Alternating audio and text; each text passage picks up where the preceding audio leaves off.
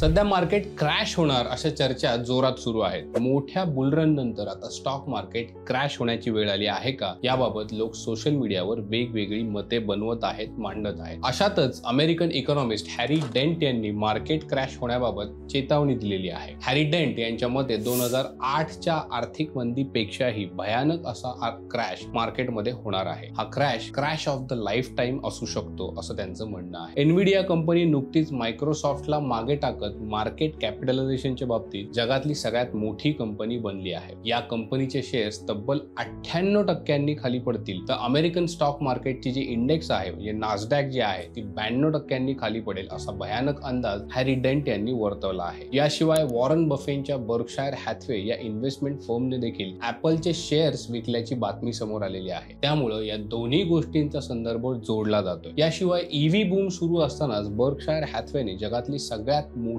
EV seller company असलेल्या BYD या Chinese कंपनीचे शेअर्स विकलेले आहेत। इतके शेअर्स विकल्यामुळे वॉरन बफेटकडे सध्या विक्रमी प्रमाणामध्ये कॅश आहे। यापूर्वी एवढी मोठी अमाउंट त्यांनी यापूर्वी कधीही कॅशच्या स्वरूपामध्ये ठेवलेली नाही। त्यामुळे लोक असा निष्कर्ष काढत आहेत की पुढे येणाऱ्या संभाव्य मार्केट क्रॅशमुळे वॉरन बफे आता स्टॉक्स विकून कॅश जमा करत आहेत, जेणेकरून मार्केट क्रॅश झाल्यानंतर हे पैसे त्यांना इन्व्हेस्ट करता येतील। अमेरिकन मार्केट जर क्रॅश झालं तर त्याचा मोठा परिणाम भारतीय शेअर मार्केटवर सुद्धा होणारच आहे। त्यामुळे भारतीय शेअर मार्केट क्रॅश होण्याची देखील चर्चा सोशल मीडियावर आता जोर धरू लागलेली आहे। या सगळ्या चर्चांमध्ये नक्की किती तथ्य आहे आणि किती फोलपणा आहे हे आज आपण सविस्तरपणे जाणून घेणार आहोत। त्यापूर्वी तुम्ही पैसा पाणी चॅनेलला अजूनही सबस्क्राईब केलेलं नसेल तर आता लगेच जाऊन आमच्या चॅनेलला सबस्क्राईब करा, कारण स्टॉक मार्केट बद्दल अशी कामाची माहिती मराठीमध्ये तुम्हाला याच चॅनेलवर पाहायला मिळते। चला तर मग आपल्या व्हिडिओला सुरुवात करूया। सगळ्यात आधी आपण हॅरी डेंट यांनी मार्केट बद्दल वर्तवलेल्या शक्यतांचं विश्लेषण करूया। त्यासाठी इथून मागे त्यांनी किती वेळा मार्केट प्रेडिक्ट केलंय आणि त्यानंतर प्रत्यक्षात काय घडलंय हे पाहणं गरजेचं आहे। हॅरी डेंट यांनी सगळ्यात आधी 90च्या दशकामध्ये मार्केटचं प्रेडिक्शन केलेलं होतं। त्यावेळी त्यांनी मार्केटमध्ये खूप मोठा बुलरन येईल असं प्रेडिक्ट केलेलं होतं, परंतु प्रत्यक्षात मात्र 2000 सालामध्ये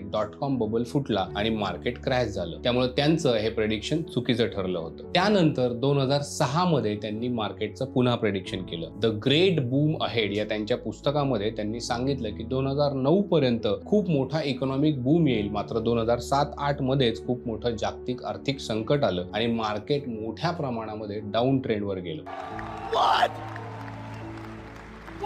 इथेही मार्केट हॅरी डेंट यांच्या प्रेडिक्शनच्या अगदी विरुद्ध दिशेने गेलेलं होतं। त्यानंतर पुढचे मार्केट प्रेडिक्शन त्यांनी 2009 मध्ये केले। यावेळी त्यांनी असे सांगितले की 2010-11 मध्ये मार्केटमध्ये खूप मोठा क्रॅश येईल, परंतु इथेही मार्केट त्यांच्या प्रेडिक्शनच्या विरुद्धच गेले। मार्च 2009 मध्ये अमेरिकन मार्केटने बॉटम टच केला आणि पुढे बराच मोठा काळ मार्केटमध्ये रिकव्हरी झालेली दिसली। 2011 मध्ये त्यांनी पुन्हा मार्केट क्रॅश होण्याचा अंदाज वर्तवला, परंतु तेव्हा देखील मार्केटमधला अपट्रेंड जो आहे तो कंटिन्यू राहिला। त्यानंतर 2013 मध्ये त्यांनी आपल्या एका पुस्तकाद्वारे मार्केट प्रेडिक्शन केलं। या पुस्तकाचं नाव होतं द डेमोग्राफिक क्लिफ। यात 2014च्या शेवटी मार्केटमध्ये मोठा डाऊन ट्रेंड सुरू होईल असं त्यांनी सांगितलं। या काळामध्ये मार्केटमध्ये चढ उतार आले, मात्र कोणताही मेजर डाऊन ट्रेंड आला नाही। या उलट काही काळ गेल्यानंतर मार्केट पुन्हा वरच्या दिशेला जाऊ लागलं। 2016 मध्ये त्यांनी असं प्रेडिक्ट केलं की मार्केटमध्ये 1930च्या आर्थिक मंदीपेक्षा देखील मोठं आर्थिक संकट येईल, मात्र इथेही मार्केट जैसे थे राहिलं। 2017 मध्ये त्यांनी पुन्हा एकदा मार्केटमध्ये मोठा क्रॅश येण्याची शक्यता वर्तवली, परंतु तेव्हाही मार्केट वाढतच राहिलं। 2020 मध्ये त्यांनी मार्केट क्रॅश होण्याचे संकेत दिले होते, पण त्यामागे त्यांनी डेमोग्राफिक डाऊनटर्न आणि डेट बबल ही कारणे सांगितलेली होती। दुर्दैवानं त्यावेळेस कोविडमुळे मार्केट क्रॅश झालं, परंतु त्यानंतर मार्केट खूप वेगानं रिकव्हर झालं आणि ऑल टाइम हायवर जाऊन पोहोचलं। या सगळ्या प्रेडिक्शन्स नंतर 2024 मध्ये हे महाशय पुन्हा एकदा मार्केटचा अंदाज लावत आहेत। इतकंच नाही तर यावेळी मार्केटमध्ये क्रॅश ऑफ लाईफ टाइम असेल असं सुद्धा त्यांचं म्हणणं आहे। त्यामुळे त्यांनी केलेल्या या प्रेडिक्शनला किती महत्त्व द्यायचं हे आता तुमच्यावर अवलंबून आहे। ट्रॅक रेकॉर्ड तुमच्या समोर आहे। त्यांच्या प्रेडिक्शन मध्ये तुम्हाला जर काही तथ्य वाटत असेल तर कमेंट्स मध्ये येस असं लिहा। प्रेडिक्शन जर तुम्हाला तथ्यहीन वाटत असेल तर कमेंट्स मध्ये नो असं लिहा। यावरून किती लोक हॅरी डेंट यांच्या मताशी सहमत आहेत हे आपल्याला नक्की समजेल। आता वॉरन बफे यांनी आपले शेअर्स का विकले आहेत या मुद्द्यावर येऊया। या वर्षी अमेरिकेमध्ये राष्ट्राध्यक्षांची निवडणूक होणार आहे। बर्कशायर